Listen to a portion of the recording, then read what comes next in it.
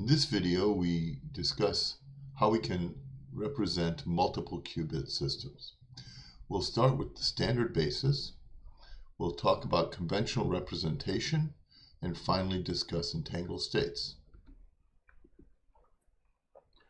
So a system with n qubits can be written explicitly with a state as b sub n minus 1 all the way to b sub 1, b sub 0. So that goes from the 0th state, the 0th system, to the n minus 1th bit. Another way of writing this in a more compact form is to put them all within a ket. Instead of individual kets lined up with each other, you put them all within one ket. So b sub n minus 1 dot dot dot b1, b sub 0. This system has n, lowercase n qubits, and it has capital N equals 2 to the n minus 1 possible orthogonal states, which form the conventional basis. And we can enumerate those by annotating them with the compact form. So we have 0 dot dot dot 0 0, then 0 dot dot dot 0 1, 0 dot dot dot 1 0, and so on all the way to 1 dot dot dot 1 1. So they're all ones. You can write this in a more compact form. Let's use a decimal value of the binary representation. So instead of writing this set of basis vectors of 2 to the n minus 1 basis vectors in terms of every bit n bits, we can write them as decimal numbers. So we have ket 0, ket 1, ket 2, all the way to ket 2n minus 1. If you have a 2 qubit state, you can represent it in the full compact notation, which in this case would be, say, 1/2 and ket 0 0 plus I over 2 ket 0 1 plus 1 over the square root of 2 ket 1 1. Or you can represent it in the decimal representation, which would be 1/2 ket 0 plus I over 2 ket 1 plus I over square root of 2 ket 3. Or you can represent it as a vector. So this would give you 1/2 is the coefficient in the 0 0 position. I over 2 is a coefficient for the 0 1 position. There's nothing for the 1 0 position, so you have a 0. And then you have a 1 over the square root of 2 for the third position, which is down here. Now you'll notice that this will give you 2n minus 1 to the n minus 1 states, individual orthogonal states, and they have to have a certain order. And the conventional order that we have is we start with all zeros, then we make the rightmost qubit 1, and then we go up in binary notation all the way up to 2n to the nth minus 1. And so this is the conventional order in which you will have them in a vector form, and therefore you don't need to have the 0 0, 0 1, 1 1 kets and so on, because they are conventionally ordered from top to bottom. Now, just as we had for a single qubit, the global phase is indeterminate. By convention, a quantum superposition is then written in the following way. We have a sub 0, which is the coefficient of the 0th state of the 2 to the nth minus 1 states, plus a sub 1 with the first state, all the way up to 8 to 2n to the nth minus 1 for the last state in the conventionally ordered basis. Now the first non-zero coefficient is by convention made real and non-negative.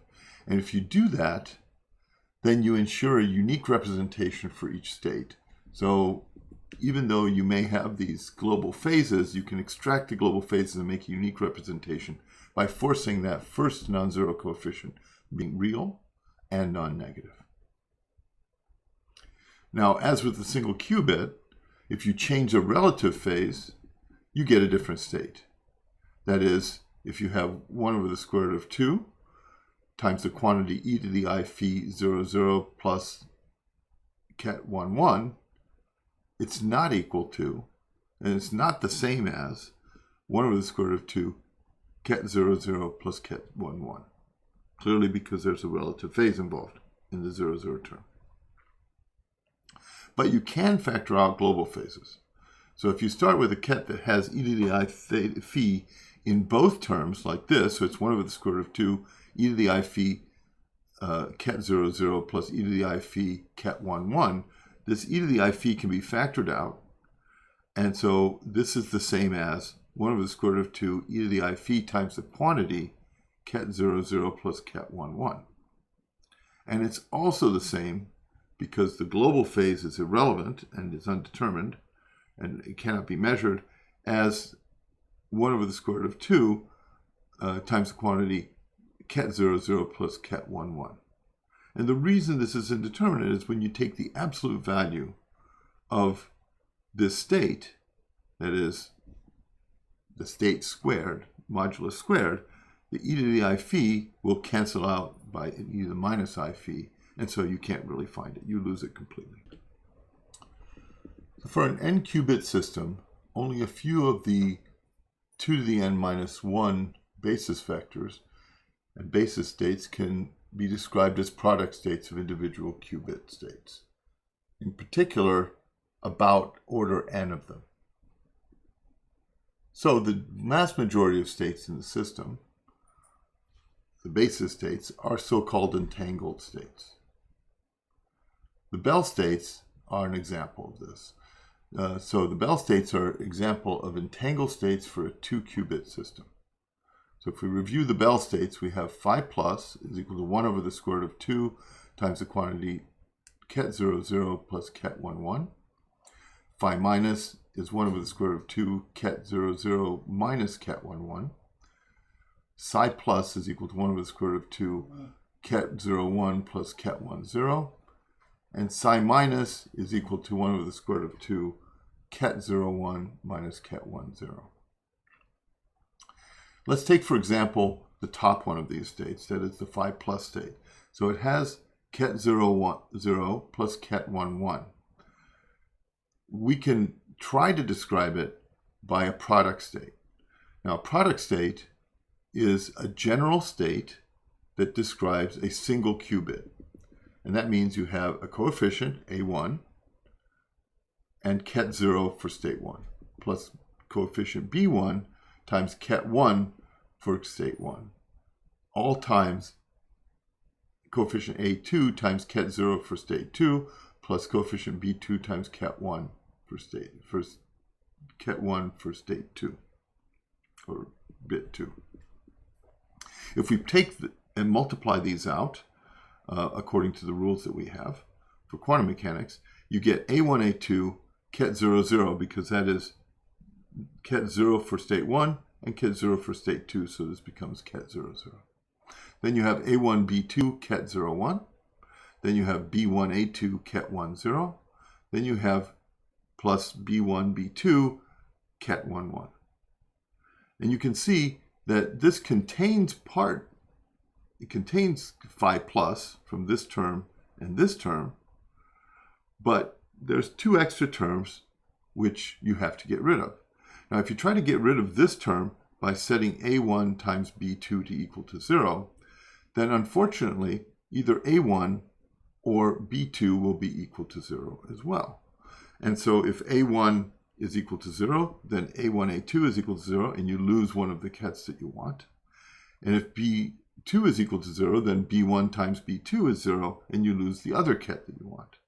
Now the same holds if you try to set B1, A2 equal to 0, it will force the other 2 to 0 as well. So this state cannot be, this phi plus cannot be represented by a product state of 2 general states of the qubit 1 and qubit 2.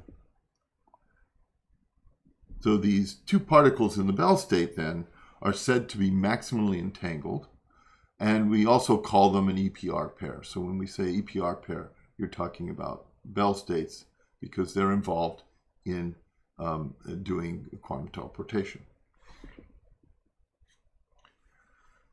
So entanglement is not basis dependent. It is dependent, however, on the specific decomposition into subsystems that is used to represent the entire system.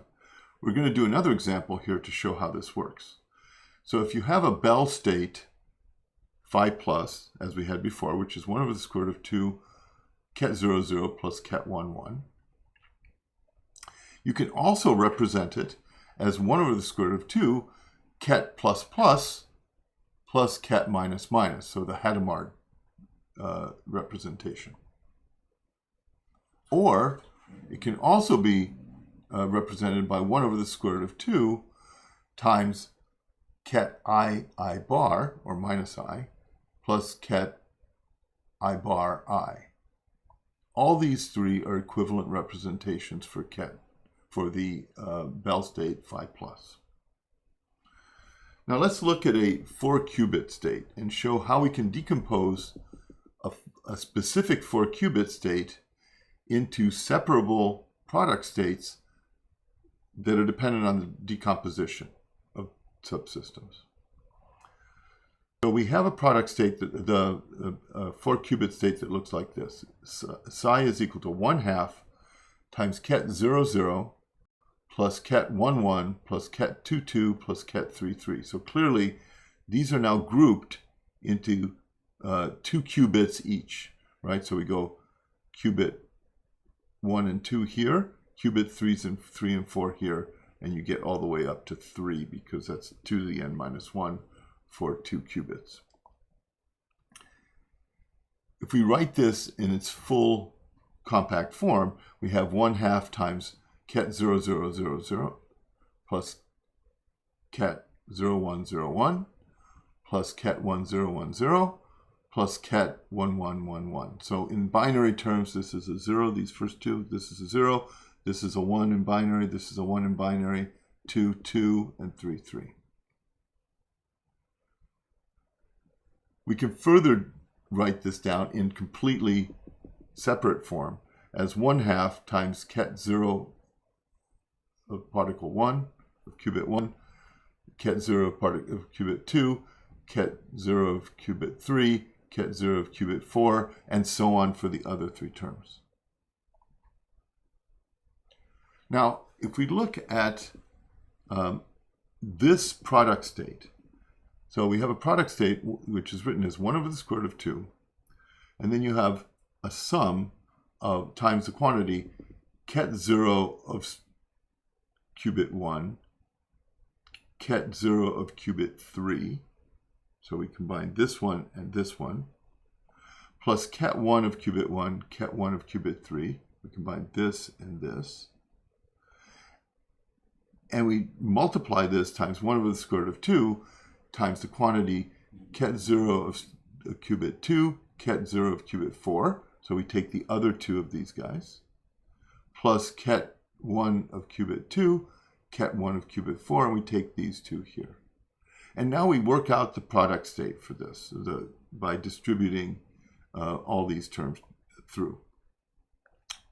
Well, if you look at this, you can see that when you multiply these out, you get the state with 0, 0, 0, 0. That's the first one. Then you get the state with 1, 1, 1, 1. Then you get a state with 0, 0, 1, 1. So it'd be 0, 1, 0, 1. And then you get the state with 1, 0, 1, 0. And so in fact, this product state breaks down exactly into this full state here. So clearly this is decomposed into a product state, but it's a product state of 2 entangled states. If you try to decompose this in terms of qubits 1 and 3 and qubits 2 and 4, it works. But if you do other subsystems with qubits 1 and 2 and 3 and 4, or 1 and 4 and 2 and 3, it doesn't work.